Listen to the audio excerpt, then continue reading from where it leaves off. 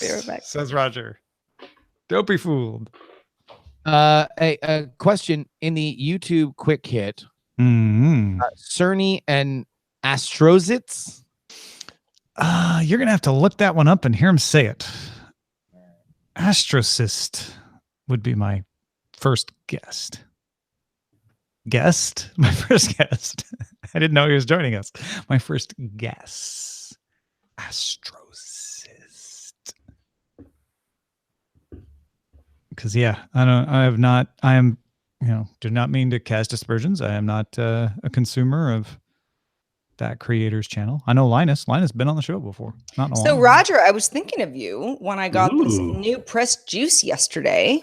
Well, you can't see it, but it is. It's called Sweet Greens, and it's made of kale, spinach, spirulina.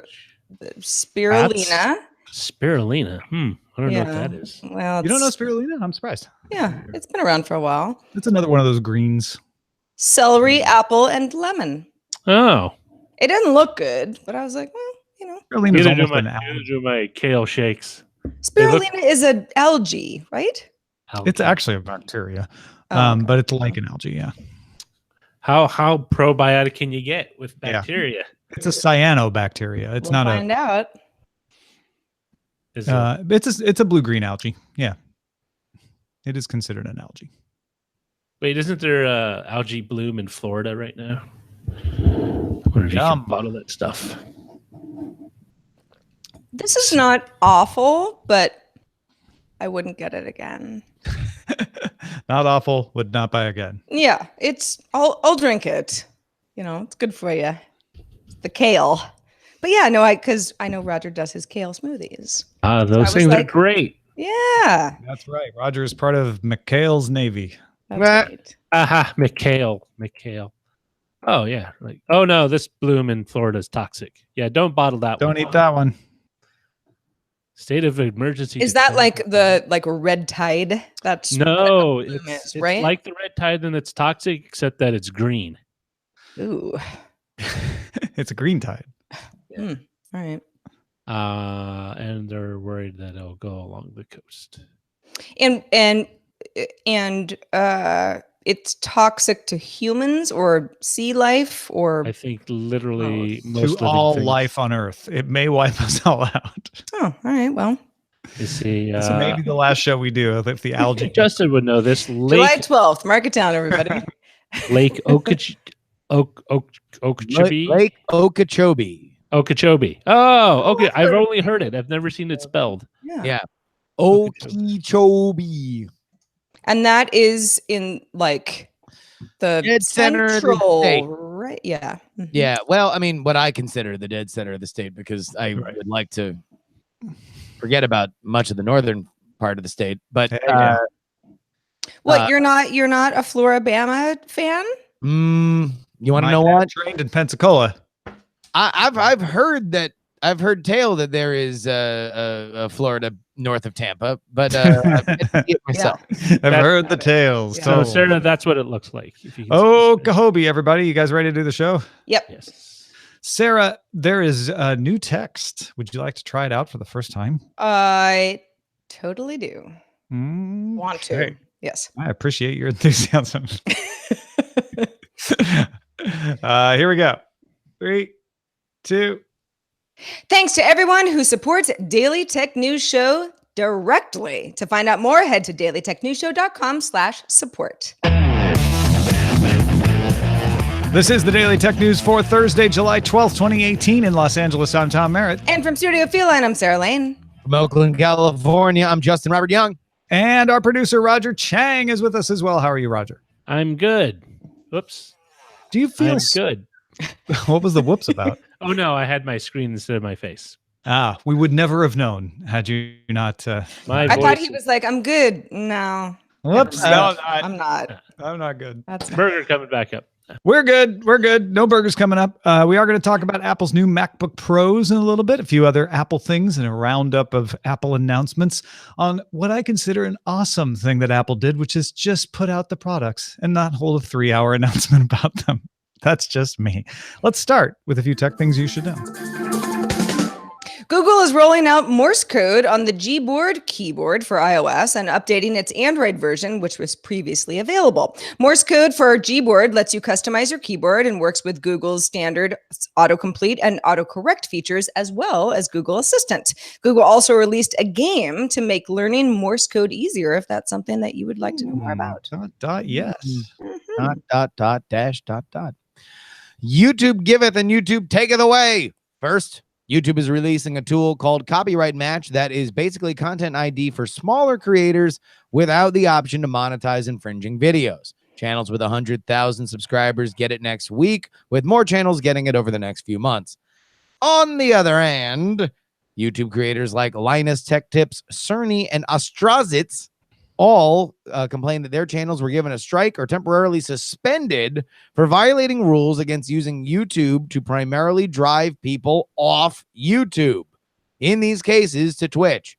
YouTube said you absolutely can produce videos promoting Twitch, but and that there is no new enforcement. So algorithm or human mistake in those bans? What's our best guess? And now a tale of two regulatory approaches. In India, the Department of Telecommunications has agreed to adopt rules against ISPs engaging in any form of discrimination or interference in the treatment of online content, often called net neutrality.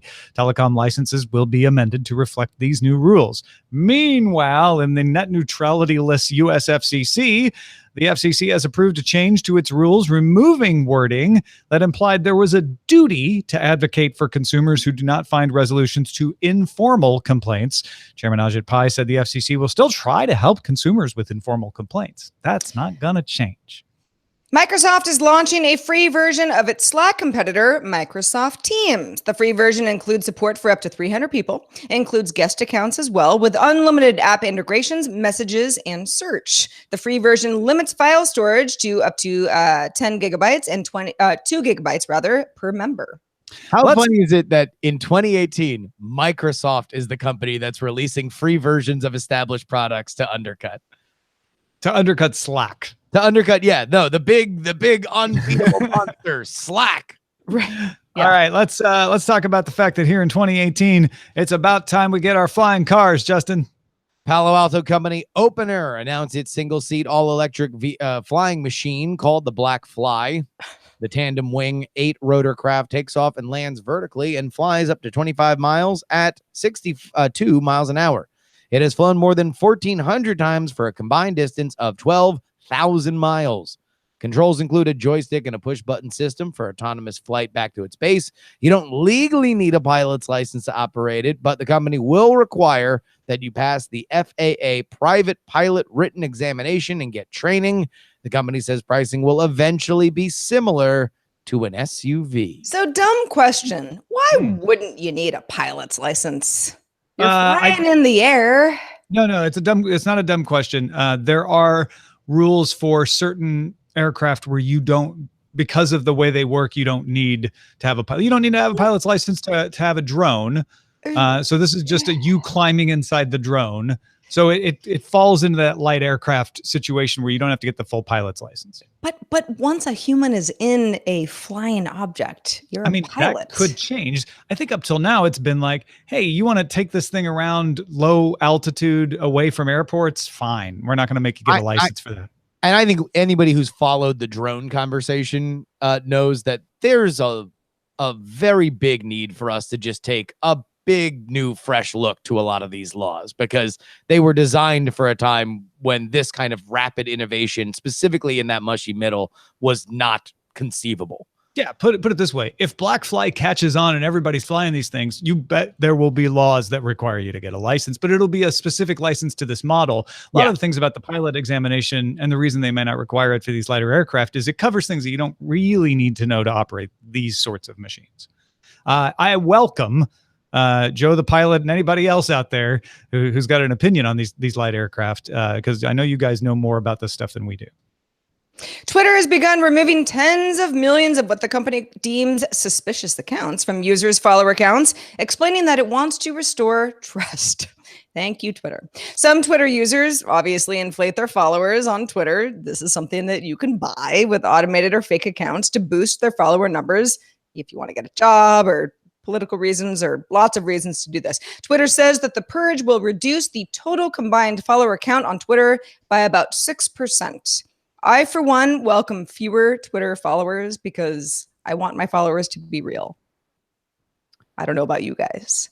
I lost about 900 followers, I think, today. Who knows whether or not that will go further, but yeah, a little bit. I was at, I think, 29.9, and now I'm at 29.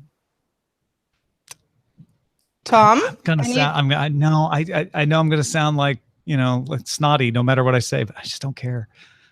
Well, no, here's the thing. I don't care about big follower counts because I know that people who have the most followers also have the most spam accounts following them. That's just the way Twitter has been this entire time. I'm looking at my follower count now, and I haven't gotten docked all that much, but I suspect that I will. I know a lot of my followers just are bots, or for whatever reason aren't actually people who are going to engage with me, or even not real people at all. I think that we all have to get off of this whole you're better if you have more followers, totally. And it makes you a cooler person.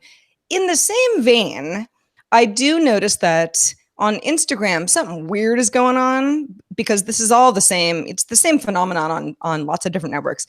I've gained like 2,000 Instagram followers in the last month.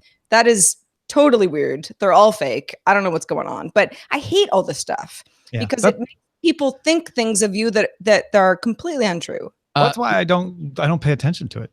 Well, okay, because I know it's essentially meaningless in the long term. But a lot of people actually think it's meaningful. But listen, there are many people in the city that you guys live in that make a very handsome living based on a number that may or may not be real. This is something that I do think is serious beyond the back and forth of users. Twitter is now in a mature enough place where it can shed 6% of its user base, and this is a healthy thing for the platform, not a sign that Twitter is all full of bots. They're not going to grow. They're not growing. I think it's a good thing for the company that they are doing something that probably should have been done a while ago. Okay, Google has enabled a feature for most desktop users in Chrome 67 called Site Isolation, which runs a different browser process for each domain. The feature arrived as an option in Chrome 63, but it's now out there as a default for all before you had to go turn it on yourself. Google prioritized development of the function after the Spectre and Meltdown vulnerabilities were made public in January because it mitigates against that, slowly making it enabled by default for more and more users. It's now out there for more than 99% of desktop users. Now, Google says the feature will increase your memory overhead in Chrome, which already uses up a lot of your memory already. In fact, they say it could increase anywhere between 10 and 13%, but Google says it can now roll back other mitigation efforts which impacted performance, including re-enabling precise timers and shared array buffers, which would be helpful for web apps.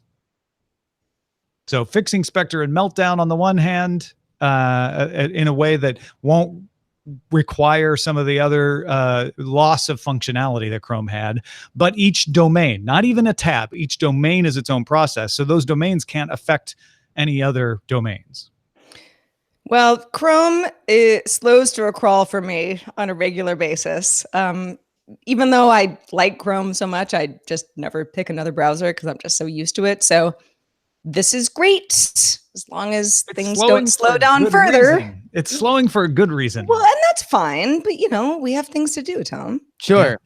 Yeah. Maybe Chrome can isolate the sites like Google's own sites that constantly crash for me on Chrome. At a higher rate than any other browser. Yeah, I mean, Gmail, I can barely load it half the time. Oh, Gmail on Chrome, come on. Okay, don't even get me started. All right, here we go. Dan Gooden at Ars Technica has an article about a 30-month-old tech support scam targeted at Dell users. The difference between this and other scams that try to fool users into handing over control of their OS is that the scammers have information like PC serial numbers and the names, phone numbers, and email addresses customers gave to the PC maker. Dell acknowledges the scams and warns about them, but has not remarked about how these scammers seem to have internal Dell information. That would seem to be a fairly big part of this, Dell. My guess is Dell doesn't know. That's why they're not saying anything about it. So all their statements, according to Dan Gooden, have been, this is an industry-wide problem, which Dan Gooden rightly points out. Yeah, there's an industry-wide problem of people pretending to be tech support from companies that they aren't, but not usually having the information that really helps convince people that they're from that company. How did people get this Dell info? Dell's not saying anything about that. And my guess is they don't know how this info got out. It's probably some IT support person handed over a database, or there was a breach, one of the two, and somebody got a customer information database and is using it for a normal scam. Normally the way the scam goes is they call you up and like, I'm from Microsoft support and we've identified a problem with your computer. And then they make you show your registry or something to trick you into thinking that it's them. This is way more convincing because they're like, oh, well, I can tell you your actual serial number on your computer. Here it is. And that like a the lot of people social are like, oh, well, you must engineering be Dell then. Yeah. You don't have to try that hard because someone's like, hold on a second, is this a scam? Well, obviously it's not, because you have all this information. But true. Obviously it is, because Dell or Microsoft or anybody else is not going to call you about your computer problem. Mm-hmm. You call them. Yes. So, I mean, spread the word. I know everybody out there knows this, but if you get a call saying something's wrong with your computer, it's a scam. Hang up. So here is, in terms of the what did they know and when did they know it of the story that we should be looking for as it develops, is did Dell share this information with other third parties that maybe they shouldn't have? There's no reason to believe they have. There is no. I mean, it is so much more likely that it is some kind of breach or angry employee. But yeah, likely. But here's if I'm looking at the development of this story, you're right. That's the likely. The bad is whether or not there is a different handle of how they share this information. Yeah, no, and it's the right thing to bring up. It just rubs me the wrong way because that's everybody's default assumption now. Everybody assumes that if there's data loose, that the company gave it to somebody because of Cambridge Analytica and et cetera. No. Yeah, and I don't think that it's necessarily a negative. I think it could be, all right, well, in a betterment to support this thing, there was this third party company that we had an agreement with, we had a contract with, a little bit too much. It was by accident, and now bleep blop bloop, right? Yeah. But until Dell puts out an explanation, though, the sugar plum fairies of rumors run wild in everybody's head. Oh, and it's not even Christmas. Dell. So as a person who orders, I don't know, roughly 5 meals a week on Uber Eats, possibly more, as recently as a pizza at midnight last night. Hey, I had things to do, guys. It would have been nice to know that Uber actually added Venmo as a payment option in the main Uber app and also the Uber Eats app for US customers. So you can pay, you can split the bill, and then you can share your purchases with friends. Venmo sort of famously makes you say why you're sharing a purchase with a friend or paying a friend or getting money from a friend. According to Uber, more than 6 million Venmo payments last year mentioned the word Uber in those payment descriptions. So obviously it makes sense that the company would want to integrate this. Venmo also emailed users Thursday that it's phasing out Venmo.com functionality over the coming months. Not sure why they'd want to do that, but that's what they told me. I got the email, including the ability to pay and charge someone on Venmo.com rather than the Venmo app. I mean, I would assume the reason why is so they don't have to monitor another exploitable element of their company, right? I guess so, but it's sort of like, I don't know. I mean, Instagram used to be only an app, and then they introduced Instagram.com because they wanted more people to use it in more ways that people use the internet in general. It's sort of strange that Venmo, which is a very popular payment option, it's obviously owned by PayPal, would roll back web functionality, which I have used in the past. I use Venmo.com, if I'm on my laptop, like I don't need to pull my phone out. It is weird to reduce functionality, especially open platform functionality, where it's going to be easier for people to use in multiple situations. But it could be a security thing. Could be that some feature they're implementing just doesn't work well on the web, and they don't want to spend the money and time to make it work well on the web. And so they're deprecating it. By the way, thanks to Strike It Rich for bringing this into the chat room just now. This is happening right now. It's still developing. The U.S. Justice Department has lodged an appeal of the decision to allow the merger between AT&T and Time Warner. What? Agency had previously said it was not going to appeal the ruling, but it has now appealed the lower court ruling to the DC Circuit Court of Appeals, which is very unusual and awkward since the deal closed on June 14th. What are the legalities of rolling back a deal that's closed? I mean, I guess it's never really closed. There's nothing illegal about it. It just makes things more complicated because now if they win their court case, you've got to unwind all of that. Filed July 12th. Notice hereby given that the United States of America, plaintiff in the above named case, hereby appeals to the United States Court of Appeals for the District of Columbia Circuit from the final judgment entered into this action on June 12th. So they took a month to do it. I mean, this is just going to cause havoc. I mean, look, when you own the game, you get to make the rules. So the government will do whatever they want. But holy crap, you are not kidding. We're already covering the stories about the new boss for HBO going in and dictating new rules about the future of that company. Yeah. This is the reason why a lot of these companies kind of keep things separate until the final approvals are done is so you don't have this kind of awkwardness. Obviously this is breaking right now. But this is and just to be clear, folks, just to be very, very clear, I don't think AT&T did anything untoward. They won a court case. The Department of Justice said we're not going to file an appeal. All of AT&T's third-party lawyers and everything were satisfied. DOJ says they're not going to file an appeal. We're going to consider this closed since there's no appeals. Why would we wait? Let's proceed and close the deal, which we have been ready to close for quite a long time. So they closed it quick. It's the DOJ suddenly going, you know what? Actually, we said we were going to appeal. We're going to appeal a month later. That is quite unusual here. This has been a merger that the president has not been a fan of, just for the record. That thought crossed my mind too, of whether, and it would not be unusual in this administration for one part to not be in sync with another part about what the procedure should be. And this is the kind of thing that happens when you have that sort of situation. So, keep your eye on those tweets from London. Yeah. It certainly is the kind of thing that causes regulatory uncertainty, can affect other deals, and can make things more costly. So, yeah, keep an eye on it. Folks, if you want to get all the tech headlines each day as well, you can keep an eye on things even faster in about 5 minutes. Get them all. Subscribe to dailytechheadlines.com. All right, Apple announced its MacBook Pros with Touch Bar will now come with quieter keyboards. No more clackety clack. They're still the same keyboards. They're just a little quieter. You do get voice activation of Siri, true tone displays like you have in the iPad, now on the MacBook Pro. Those are the ones that adjust color temperature to the temperature of the light around you. New 15-inch MacBook Pro comes with Intel's 6-core 8th generation i7 or i9 processors, Radeon Pro 4 gigabyte GPUs. RAM can be configured up to 32 gigabytes, storage up to 4 terabytes. And the 13-inch MacBook Pros get quad-core i5 or i7 chips with the integrated Intel Iris 655 graphics, up to 2 terabytes of storage. Prices stay the same for the base models. In fact, prices are pretty much the same as they were before, just with upgraded specs, except for these new Maxes. You didn't have 32 gigabytes of RAM and 4 terabytes of storage before, so that top price goes up. The most expensive MacBook Pro you can get now is $6,699. What a deal. Such a steal.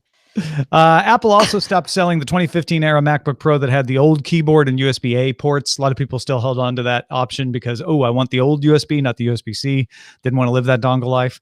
And they've begun selling a Blackmagic external GPU containing a Radeon Pro 580 with 8 gigabytes of memory for $699, which would be useful for people who own older models if they want to get a little more juice. And it's pretty much a dock. It has HDMI ports, USB ports, etc. So that can be handy as a dock for people with laptops as well. But yeah, I mean, granted, the top level price is very expensive. Previously, the top level price was close to $5,000 anyway. So when you add those specs up, I guess that makes sense. But we just talked about Ming-Chi Kuo saying they were going to come out with all kinds of stuff. And here's the first of those shoes to drop right away. Besides it being a $6,700 MacBook at the very, very high end, I don't need 4 terabytes of local storage. I You do not. No, I don't need it, but I want it. You do, but you're a local storage kind of a person, you know. Like I'm a like I'll just buy cloud storage. I don't care where it is. But I do find it funny that, and I have a Touch Bar Mac. I bought it at the end of 2016. It's a real road warrior, so I've been kind of thinking about upgrading. You know, maybe later this year I might get myself a new computer, and. I like the Touch Bar. I never thought about the keyboard as being loud or annoying. So I don't, that there have been so many problems with the keyboards that I know a lot of my peers on Twitter were sort of like, the keyboard has all sorts of problems. Like no one was complaining that it was too loud. Well, I'm sure someone was complaining. Well, I'm sure someone was. But that was not the biggest problem. You're right. You actually probably couldn't hear their complaints over those keys. Right. Yeah. All the clackety clacking. I've also gotten used to that dongle life, as you called it, Tom. So, I don't know. I don't mind so much about that, but I don't know. Justin is a quieter keeper. Like if you're at a coffee shop and somebody's, typing away next to you is that's never been a thing that's actually bothered me. Oh, no. I mean, I probably would try to stay away from coffee shops to begin with. But I would say that if I was, typing or writing at a bar or something like that, then maybe I would want a less intrusive keyboard. I don't think that's the issue, though. But my larger thought with this is just how far we are continuing to move in the idea that laptops writ large are business things in a way that they didn't used to be. I mean, that now we are continuing to see the trend that we have seen for the past 10 years of the consumer device. The I just want to experience the things on the web devices are phones, primarily tablets, secondarily. MacBooks are business. These are business tools. And so you're going to see larger prices and more functionality and more power, even on the more artist-driven, sleek, cool to look at MacBook Pros. I will. Oh, sorry. No. I think you were going to say the similar thing that I did. Go ahead. I was just saying, laptops have always been a business machine, and what was so interesting is that for the longest time, you saw a downward trend in pricing. Yeah. For a lot of laptops, especially the kind of, I wouldn't say entry level, but kind of mid-tier models. And what's isn't so striking is that the pricing that Apple has rolled out for these new machines is kind of in line with what they used to charge people back in the day, and then they kind of dipped their prices as they aimed for more of a consumer kind of consumer electronics market instead of just I need a computer for business, I need a computer to do creative work or anything like that. So the pricing is definitely a bit of a shock, but it's not out of line historically if you look at Apple pricing in general. No, I agree. And I mean, even though I just said, oh, you got cloud storage, nobody needs 4 terabytes of local storage. I also have a variety of external hard drives because I do a lot of editing projects, and sometimes it's like 5 gigs at a pop, and so I'm constantly offloading. It would be nice to have all of that locally. I'm just not used to it. Oh yeah, no. This is video, Photoshop. I mean, as we deal more and more with 4K and stuff like that, if you are doing any kind of professional editing like that, creative service editing like that, you need infinite storage that you have on you. Yeah. Hat tip to Doctor in our Slack who points out you can get a Razer Blade laptop with better specs for a few $100s or more or less. Mm-hmm. Well, thanks to everybody. There's always that. That's like the Lorax. No matter what, anytime there's a MacBook announcement, there is the Lorax voice talking about the cheaper PC that you can get. Well, sure. It's like, hey, you want that expensive pair of jeans? There are some cheaper jeans. Yeah. They're going to fit your body. But people say, but I want the expensive ones because that's what I want. That's just the way the style goes when it comes to tech. For the PCs have no tongues. Thanks to everybody who participates in our subreddit. Doctor, I'm sure you're one of them. Our subreddit is where you can submit stories and vote on them at dailytechnewsshow.reddit.com. We are also on Facebook. If you want to hang out on Facebook, please do so. Facebook.com/groups/dailytechnewsshow. All right, let's check in with Chris from Amateur Traveler. Haven't talked to him in a while on mobile payments for tourists this time. This is Chris Christensen from Amateur Traveler with another tech in Travel Minute. Several times on the show, you have talked about the electronic payments, especially mobile payments, and some of the solutions coming out of China like Alipay and WeChat Pay. But one of the things that's interesting is because of the rise of Chinese tourism, this is no longer something that is constrained to just China. We're seeing that more and more get accepted in Europe and in the US. And so Alipay, for instance, has agreements now, global agreements with Marriott and Uber, and they're rolling out a partnership with Yelp in New York, Los Angeles, Las Vegas, and San Francisco. And WeChat Pay has signed a deal in Las Vegas with Caesars. We will likely see more and more of these rolling out because of the increasing number of Chinese tourists, and because, according to a recent survey, 14% of Chinese people do not carry any cash, while 26% hold less than 100 RMB in their wallets on a day-to-day basis. So electronic payments coming to you thanks to Chinese tourists. I'm Chris Christensen from Amateur Traveler. As if hearing the hope in Chris's voice, this morning, the South China Morning Post reported the news that WeChat says, yeah, we're not worried about making wallets for people outside of China. So even though the payments will be accepted at Caesar's Palace, you're not in China. WeChat's not worried about helping you make a wallet. They do have systems for creating wallets in Hong Kong and Malaysia, but they say they're pretty much just focused on outbound Chinese tourists. So I don't know. Fingers crossed. Maybe they'll change. Let's check the mailbag, Sarah. Let's do it. This one comes from Cynthia, who says, hello from an expat living in the land of cheese and windmills. I'm going to guess that's the Netherlands, although there's probably cheese and windmills in other places. As a creator and seller of 3D printed items, because we were talking about 3D printed guns on the show yesterday, Cynthia says, customers frequently comment, people make guns with 3D printers, right? Cynthia says, try not to roll my eyes when I tell them in a past life I was a metal machinist. A majority of the guys that I worked with made or attempted to make guns because, that's nature of the business, right? Plans to make a gun have been available for decades before Chuck Hull, inventor of the solid imaging process known as stereolithography or 3D printing, was born.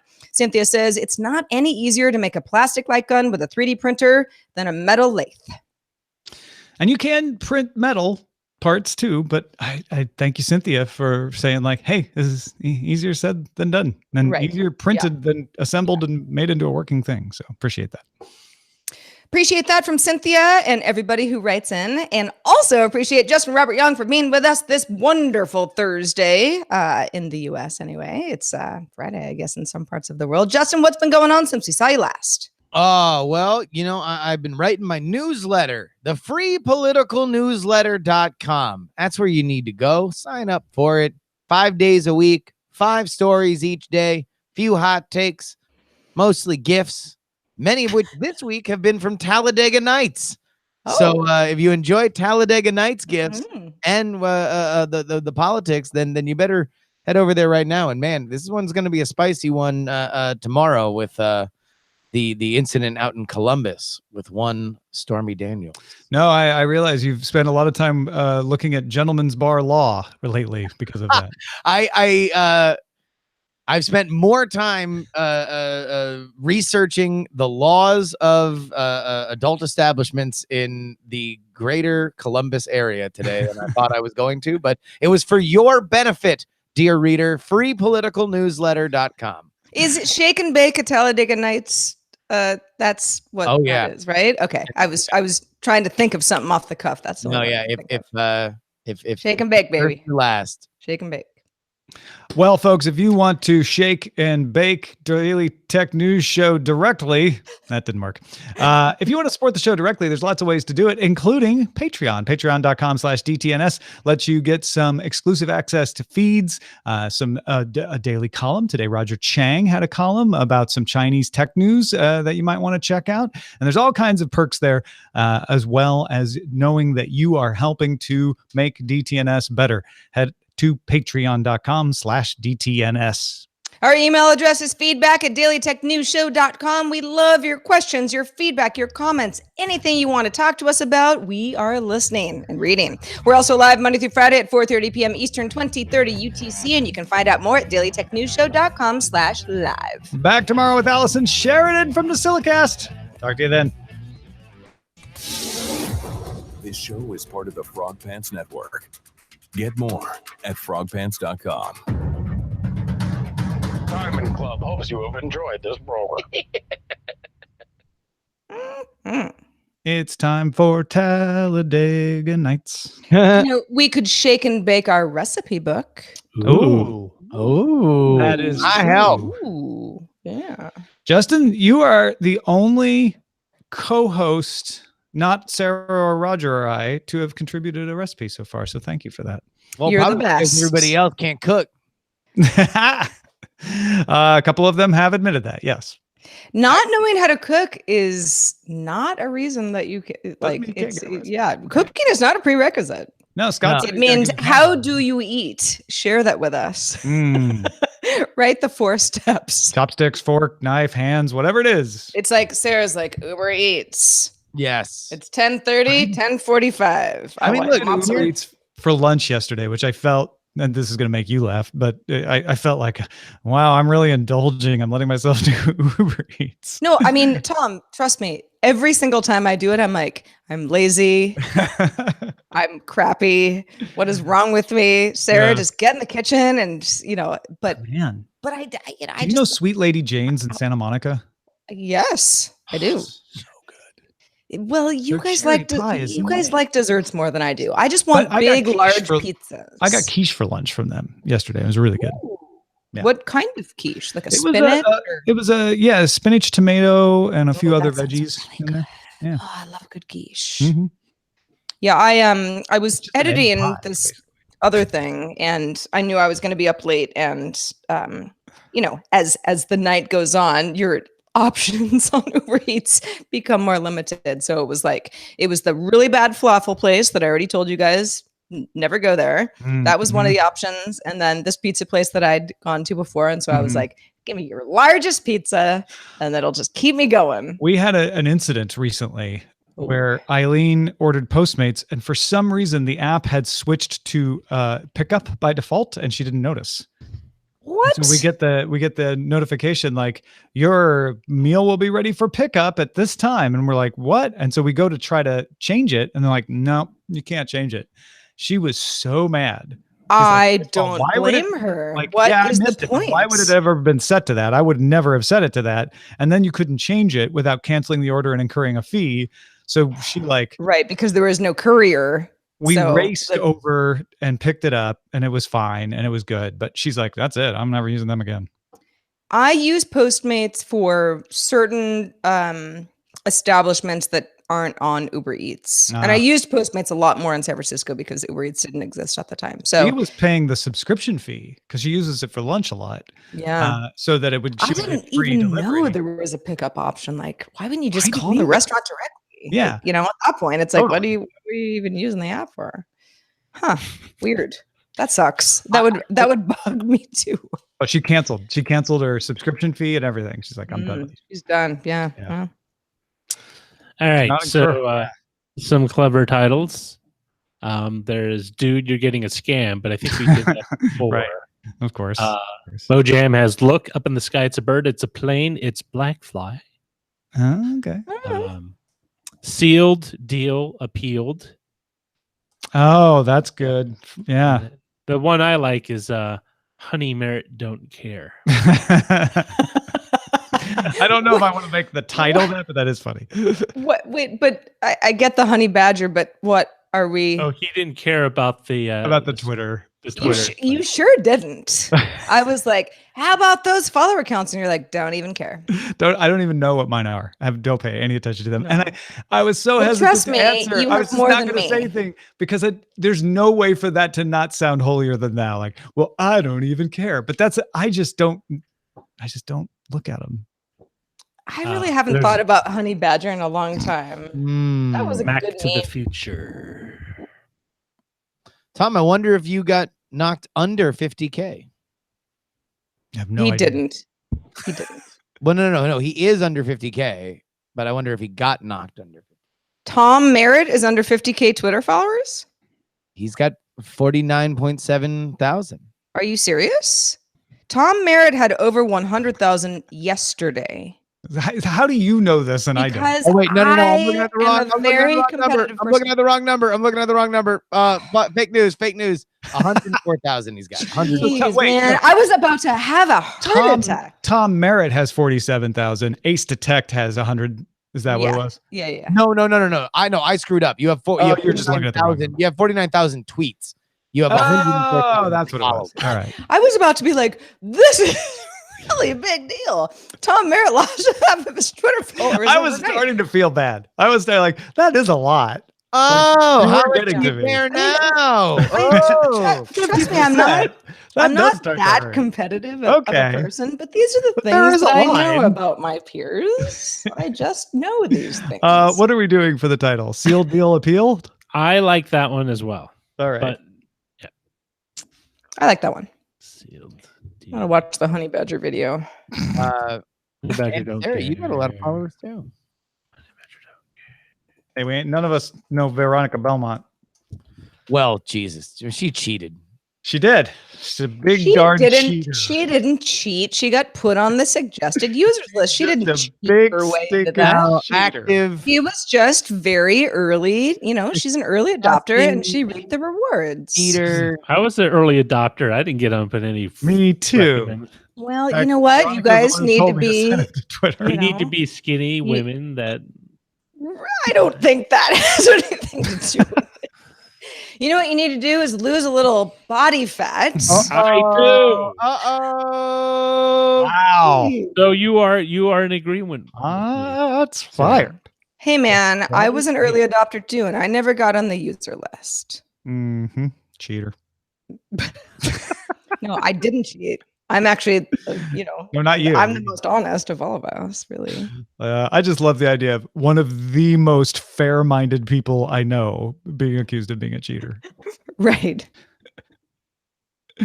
Like Veronica, I'll suggest doing things on Sword and Laser sometimes that I think are like, well, nobody's really going to care. She's like, I don't know, is that fair? Like she is conscience embodied. I would call Veronica extremely fair. And by the way, now that she primarily is working outside of the industry for which that number really, really can make a difference, I would suspect that if she could give back many of those followers. Oh, I bet. Yeah. Well, so that's actually, I know that Twitter said, these are going to decrease people's follower accounts by 6%.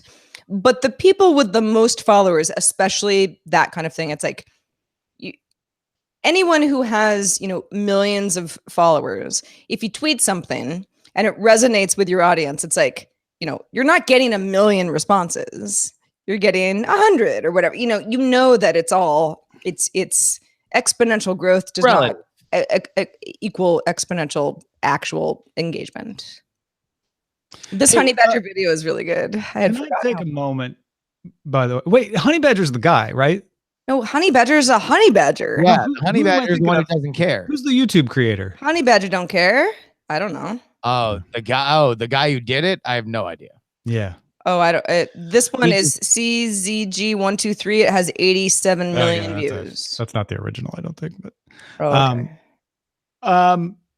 I just want to take a moment and thank the chat room, Strike It Rich One, Ethan Kane doing the show notes, us, the on the scene reaction and analysis to this merger story. Like we don't usually in the tech world have a story break in the middle of the show like that. That was awesome. So big round of applause. And it without the chat room alerting us, without Strike It Rich One sending that note, I wouldn't have seen it. So it takes a village. Takes a village. Oh, look, it's Antoine Dodson. I'm really going down our YouTube rabbit hole now. Hide your kids, hide your wives. Yeah. Oh my gosh. I had forgotten about this. The rent is too damn high. Mahir, I guess you. Under construction. I don't know. What's the memes start to. Oh, God. I love a good meme. Love a good meme. Never liked, well, I guess I can say this because this is the post show. I never liked Damn Daniel. I didn't think that was very funny. I don't know if you guys liked it or not. An interesting. I have a memory of Damn Daniel because I know exactly when I discovered it. And It was when Justin Robert Young texted me, "Damn, Daniel," and I was, "Who's Daniel?" Yeah, you're like wrong person. You're texting the wrong person. And then Justin's like, "No, damn Daniel," and I immediately went, "Oh, this is a thing I don't know about," and searched it. Right. Yeah, this is just be cool, Tom. Be cool. Let me research, or I'll be identified as one of the olds. Yeah, I just never thought it was. That's the funny thing about memes is like sometimes everyone's like, "Oh, this is great," and then other times I'm like, this is a meme that's being forced on me. I don't like it. It's not funny. Yeah. I reject there are a lot of those. This I is also reject the you, problem. meme. So like sports Twitter has a tremendous overlay with anime Twitter. And so I will regularly be hit with dank anime memes for which I have no reference nor interest. Yeah, I wouldn't either. I'm totally out on. So like really only, I'm sure that there's like a few that break through into the mainstream. Like I'm not going to pretend like I don't know what an over 9,000 or something is, but like in general, there's there's just no element for which I can grab onto. Right. I love a good sports Twitter meme though. They're the best ones. Sports Twitter memes are fantastic. Yeah. Wrestling memes are great because they're very expressive in general. Like you don't really need, you can get the whole story just watching the unfolding. Look at Crying Jordan. We've been doing that for years. Yeah. Still funny. How amazing is it? Understood to be the best at his profession, the model of athleticism, and his meme legacy is the one time he cried publicly. But that's what makes it, right? If he was a guy who cried all the time, Crying Jordan wouldn't be funny at all. No, exactly. No, exactly. It is kind of like an honorable, the honorable death of a warrior is kind of what makes it funny. Totally. It's an only Nixon can go to China situation. Rite of passage, if you will. Which also kind of makes it a perfect little thing because you're overlaying it on dopes, right? So you're almost making fun of them as if they deserve this honorable warrior distinction. Yeah. But now I always feel like it's accusing the person of feeling like you feel like you're as important as Michael Jordan and you're crying. Oh, yeah, exactly. I think that is part of it. Although now it's its own thing. It's just it's taken off a life of its own. Daniel. Love a good. Oh, okay. So this is one of the best things about YouTube. I don't really have a YouTube channel. I just like test things on YouTube, and I don't use it really in a subscription way that a lot of people do, but I use it as the meme rabbit hole. And it's like, okay, so we've got Antoine Dobson, we've got Damn Daniel, we've got Honey Badger Don't Care, and then there's that. How do I even explain this? It was the news story where the guy's talking about it was like the murder on the loose, and they have like a sketch, and it's the exact same person as like the anchor. Reporter, yeah, exactly. Oh, it's funny. It just shows you how generic a lot of it. Actually, the funniest one was the one they showed. I don't know if it was a meme, but it was the sketch artist created a sketch of of the perpetrator they were looking for, and it just looked like a guy with a head shaped like a diamond, and it looked very simplistic. It looked like a child drew it, and then they showed the photo. Are you like a square, it's like this rudimentary sketch. Yeah, it's very rudimentary. Are you talking about the greatest local news story of all time, the Alabama leprechaun? No. Oh no. I remember. Now I gotta look at that. You've never seen the Alabama leprechaun. I don't know it. Oh, it was the first result. Okay, yeah. Everybody's seen a leprechaun. Say yeah. Oh. Well, we might have to continue this on a different. It might be a crackhead got hold of the wrong stuff, told him to get up in that tree and play a leprechaun. See, this is why local news should never die. It really serves a purpose. But they show a sketch of the leprechaun, and it is hilariously childlike in its artistic form. Here, let me do a quick, and then we can bid everyone adieu. This is my leprechaun flute. There we go. That's there it. you go. Thanks, video folks, for watching. Hope you enjoyed the show, and we will see you again tomorrow. Audio folks, stay tuned. There's more to come. Leprechaun.